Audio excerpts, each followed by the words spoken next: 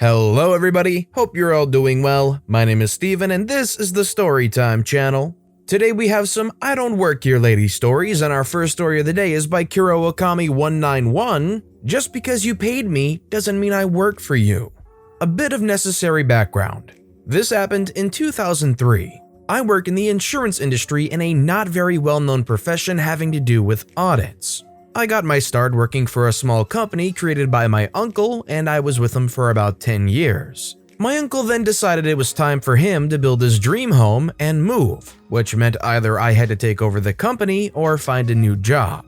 I didn't want to spend half my day chasing down invoices, so I elected to start a job search, and he agreed to give me some time to find a position before he shut things down.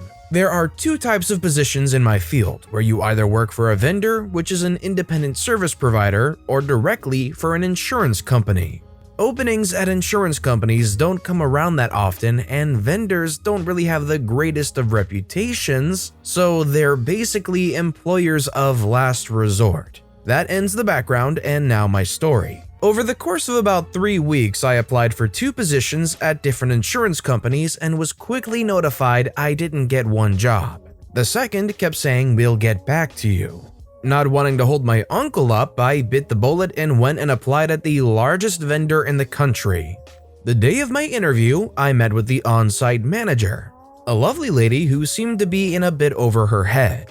It just so happened that her boss, the district manager, and then his boss, the regional manager, were also in the office that day and sat in on the interview.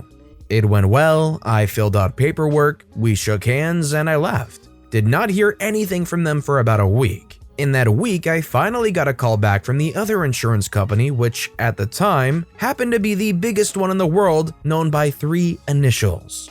They offer me a position, go over details, set a start date, and I accept. The following Monday, my phone rings at about 10 a.m. I answer, and it is the lady that I had the interview with at the vendor, who I'll now refer to as Vendor Lady or VL. Vendor Lady says, "Hi, we were expecting you in this morning. Is there a problem?"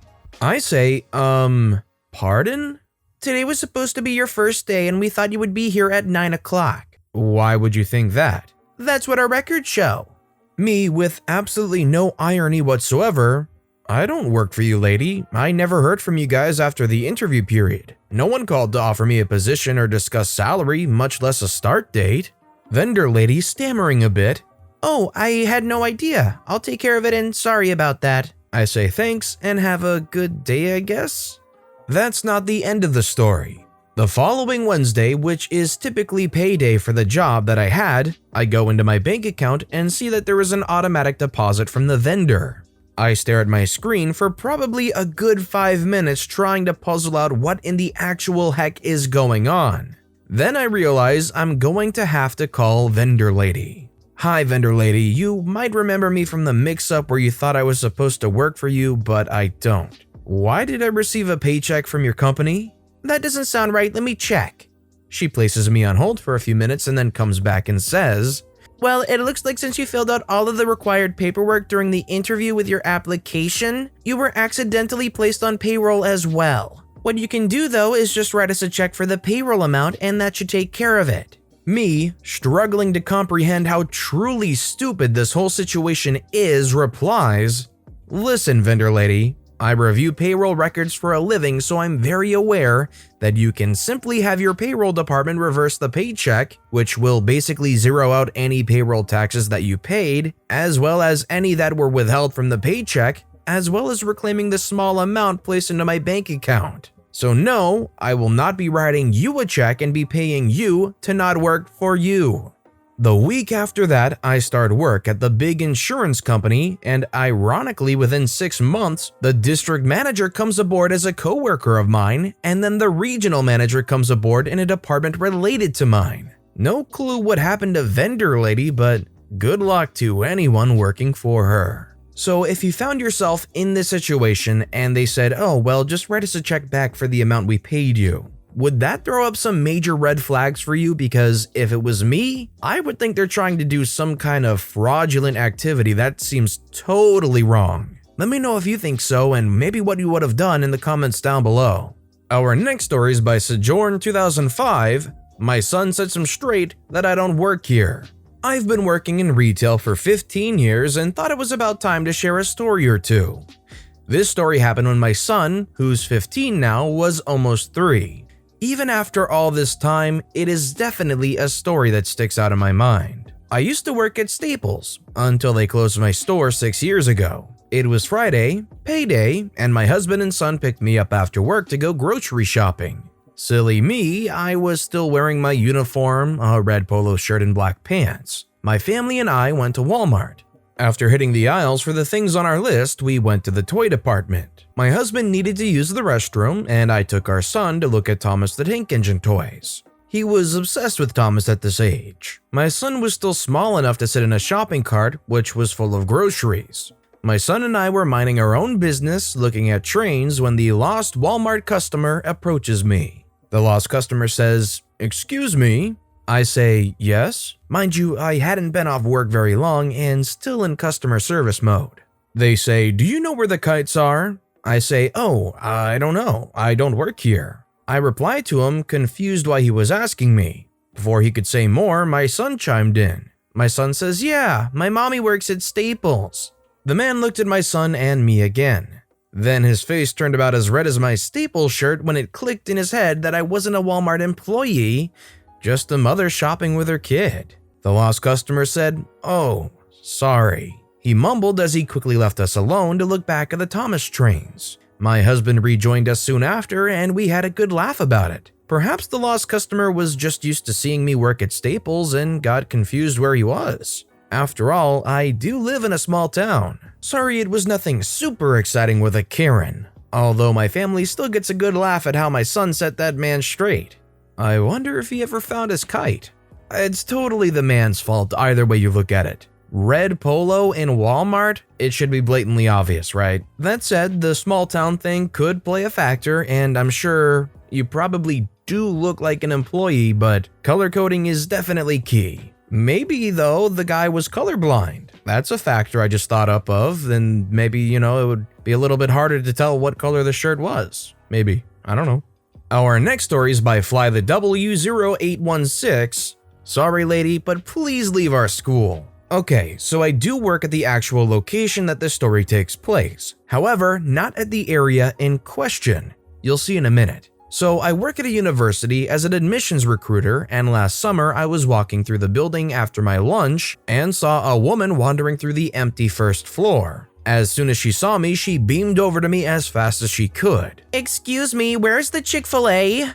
So we have an express Chick-fil-A that is entirely student-run in one of our secondary dining halls, and while it is closed between the months of May to July, it still shows up as a location on all internet map sites for reasons we will never know. I think you know where this is going.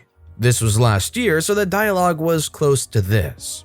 "Oh, it's down the hall that way leading into the other building, but I'm sorry, it's closed for the summer." "Closed? But the app says open." "Oh, we don't have any control over what's online, but I can tell you it's closed like all other dining sites on campus." "Why are you telling people on Google that it is open and we come all the way down here?" "I'm sorry, I don't work in campus dining or Chick-fil-A, so I can't say why they mark it open, but there is a full restaurant like 5 minutes up that way." "But I wanted to eat here. Why are you advertising somewhere that isn't open and luring us out here? You should be ashamed of what you're doing." Again, we didn't advertise. "Let me speak to your supervisor. I need to talk to him about your store." "Store? I'm an associate admissions director. I don't have a supervisor other than the director herself, and this is definitely not something she cares to hear about, but I knew this lady had a story in her head and wasn't going away easily, so I had an idea." "Sorry, ma'am, but I have a presentation starting soon, but I hope you find an answer to your question." I began walking back towards the office I actually answer legitimate questions at, and sure enough, this lady followed me like an angry gremlin. As I walked, I quickly texted our secretary a short brief of what was happening and then put some distance between me and gremlin woman as we entered the office. Secretary says, "Hi ma'am, how can I help you today?" "Well, I'd like to complain about the terrible business practice by your restaurant, and your employee here has no skills related to the customer service industry." Secretary confused. I'm sorry, what restaurant? Gremlin Lady proceeds to go on a tangent about us and Chick-fil-A and restaurant management, etc. And our secretary, who has 30 years of working in higher education, has the most disappointed inhumanity look on her face I've ever seen. Ma'am, we are a university admissions office, and if you don't have any questions regarding that, you have to take your concerns to someone else. No, I want to do this here. She slammed her fist into the desk on here. Secretary standing up and picking up the phone. I am going to have to call our campus police, who are located across the walkway here. I'd advise you, if you don't want to be escorted out and possibly arrested, you should please leave our school now. At this, the gremlin's eyes widened a bit as she processed her next move. Then she huffed and stormed out of our office. I'm not sure what happened to her exactly, but her story made for an hilarious story on our Friday meeting, and I bought our secretary a week's worth of coffee. I just like that OP knew they had a safe space, and when they knew this was going right into the toilet conversationally, they just beeline straight for it. They knew it was a lost cause and they were like, forget it, I'm going right to my safe space, they're gonna have to deal with the secretary, it's gonna be out of my hands, I'll be rid of the situation. OP's lucky because a lot of people dealing with Karens would love to have some kind of safe space to rely on here. Our next story is by emilyusuck. I'm in the queue with you? So this happened to me a couple of weeks ago. I was at a busy pub on a Sunday afternoon, enjoying a few drinks and a meal with a friend in a rather large, lovely beer garden. This pub does not have table service. If you want food or drinks, you have to go to the small outdoor bar. No worries. As I mentioned, it's busy because it was a glorious sunny day. There's 2 tills at the bar, they are clearly signed, one is for food and drinks and one is drinks only.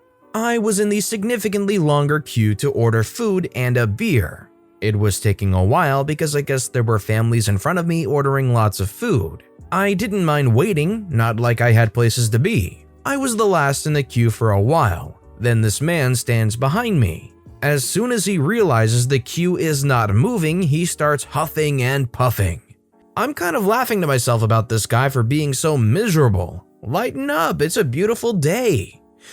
I was also feeling sorry for whoever would have to serve him since he was definitely going to be a Karen. I'm daydreaming at this point. Next thing I know, entitled man taps me on the shoulder very firmly. I turn around quite shocked. Entitled man with an angry look on his face. Are you ordering food or not? Me taken aback. Yeah, this is the food queue. Are you ordering food? Entitled man lets out the biggest, loudest sigh. Why wouldn't you tell me then? You couldn't have put up signs for which line is which? What? I'm in this queue because there are signs. You can order drinks over there. Unfreaking believable. Ridiculous. He then storms off and joins the other queue. I watched him there with this what the freak look on my face as he scowled at me, then at the staff in the bar, then back at me, tapping his foot impatiently. I don't really know if he thought I worked there or not. Regardless, he channeled his anger towards me as though he thought I did. I really don't get how he could have thought I was working there. I had a summer dress, high heels, a cool hat, and I was carrying a handbag. None of the waitresses or bartenders were wearing anything even remotely similar to what I was wearing. Still boggles the mind. I think that guy needed more than just a drink. Maybe he needs to get laid. Maybe the guy was drunk. Actually, in reality, how ironic would that be? Maybe this is the kind of guy that constantly relies on neon signs with flickering lights that change colors to know exactly what to do. And our final story of the day is by pepperconchobhar. I know I don't sound professional. I'm not a professional. I'm a housewife. A few years ago, our house number was very close to a local bank. The only difference was that the last 2 digits were inverted.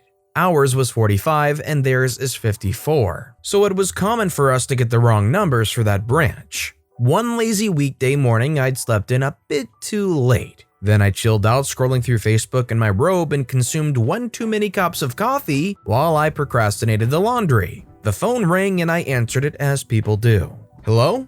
Is this how you answer the phone? Hello? Usually. May I ask who's calling? This is old man. I'm returning a call from the Chase Bank and I think that you are very unprofessional and rude. Me chuckling, I'm not a professional, I'm a housewife.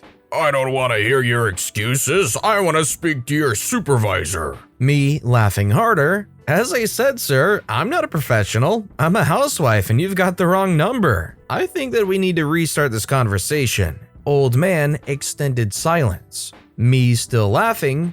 Once again, I believe that you've got the wrong number, sir. This is not a bank. This is a private residence. I am in my living room. I am a housewife and not a professional. And I hope you have a really fantastic day. Old man says, I am so sorry. Voice drops, actually sounds so sorry. Thank you for your kindness and your courtesy. I say, not a problem, sir. Misunderstandings happen. Once again, I hope that you have a pleasant day. You too, and thank you.